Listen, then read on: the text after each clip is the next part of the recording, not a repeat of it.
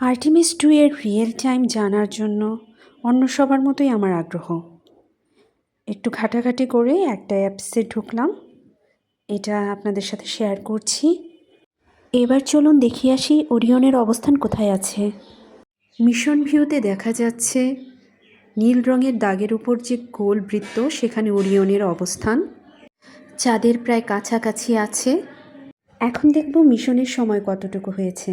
4 দিন 12 ঘন্টা 54 minute. Orion নিজের গতি কমিয়ে এখন প্রায় 1218 মাইল পার ঘন্টা বেগে ছুটে চলছে। তার নিচেই দেখতে পাচ্ছি পৃথিবী থেকে দূরত্ব 2,40,802 মাইল, এবং তার নিচেই দেখা যাচ্ছে চাঁদের থেকে দূরত্ব মাত্র 26,735 মাইল। ওরিয়নের সামনে হচ্ছে ক্রু মডিউল, এখানে নভোচারীরা বসে এবং থাকে লঞ্চ অ্যাবোর্ড সিস্টেম। পেছনে আছে সার্ভিস মডিউল, এখানে আছে মেইন ইঞ্জিন,